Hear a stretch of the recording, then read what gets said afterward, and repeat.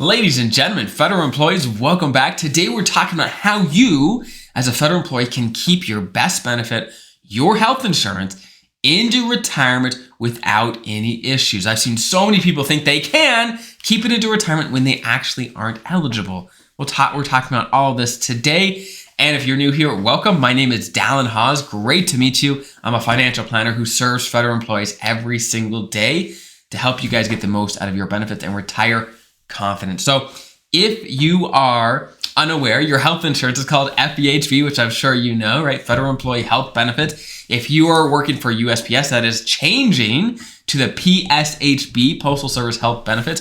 For postal service workers, it's going to be a slightly different program, but very, very similar in a lot of ways. And as far as I know, the rules for keeping health insurance into retirement is going to be the same for USPS federal employees as just other federal employees working for other agencies as well. So long story short, not all federal employees can keep their health insurance into retirement. You have to be eligible, and there's eligibility requirements. And I'm going to start first with traditional FERS employees, and then I'm going to talk about what the rules are for special provision folks. For you special provision folks, you are the law enforcement folks, the firefighter folks, the air traffic controllers, you folks, and the rules are slightly different for you, okay? But I'm going to start with the traditional FERS. So if you're a traditional FERS federal employee, this is what you have to do. First and foremost, number one criteria is you have to be covered under FEHB. You have to be covered under a FEHB plan for the 5 years before you retire. The 5 years before you retire, consecutive years, okay? So let's talk about what that means. So let's say you are single. If you're single, then you have to hold FEHB for the 5 years before you retire. If there's a gap in your service, no problem. Let's say you worked for 20 years, then you took a 5-year gap, and then you came back and worked an extra 3 years and then retired. Well, what about that 5-year gap? Are you going to be okay?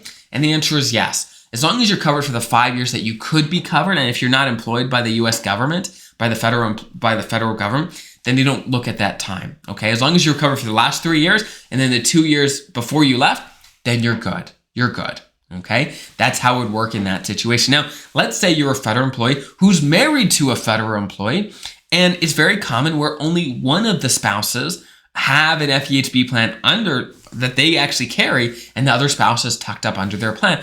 What happens then? And the good news is, as long as you're covered under a FEHB plan, doesn't matter if you carry it or your spouse carries it for the 5 years before you retire, then you're good.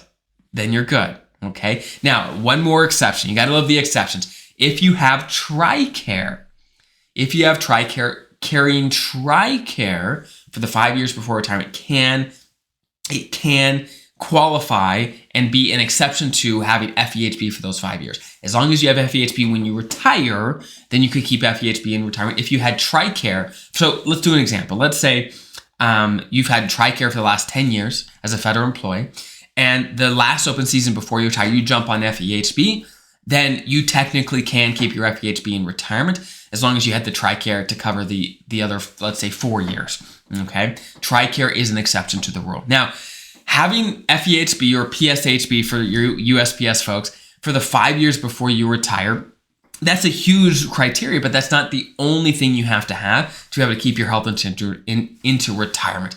The next thing you have to have is you have to retire with what they call an immediate retirement.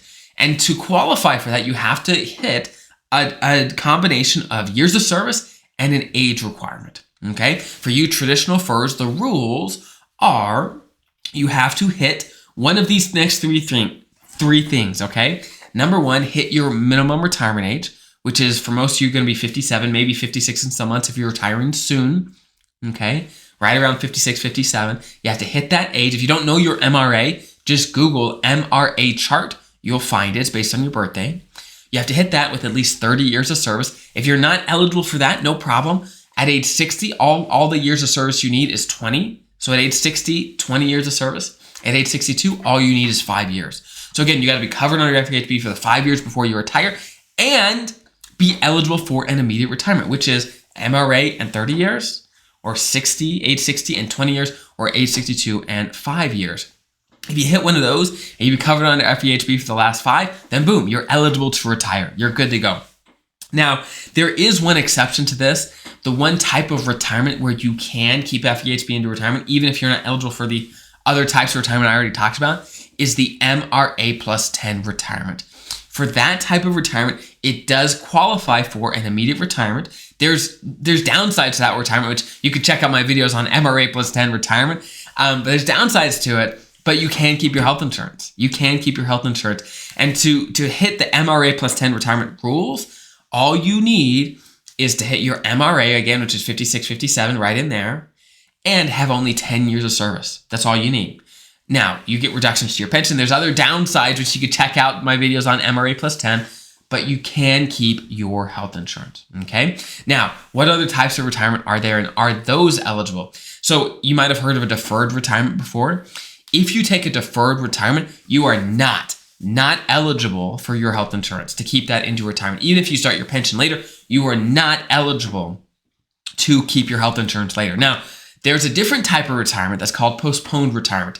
If you're getting confused on deferred versus postponed, I've got a video and an article just on that. You can go check on my website that talks about all of that. But with a postponed retirement, once your pension kicks in later, you actually can restart your health insurance. You just won't have the health insurance during the gap, okay, when your pension's not going, okay? So if you are taking a postponed retirement, you'll know what I'm talking about. If you're taking a deferred retirement, you'll know what I'm talking about. But go check out my videos and articles on those topics if you want more information on those, okay? So those are the rules for the traditional FERS employee. You got to be eligible for what I call an immediate retirement and be covered under FEHB for the 5 years before you retire. Now, what are the rules for you special provisions folks? You know you can retire earlier than, let's say, your MRA. You know that for you, all you need is 20 years at age 50, and you can retire with an immediate retirement, right? And if you have 25 years of service, you can retire at any age.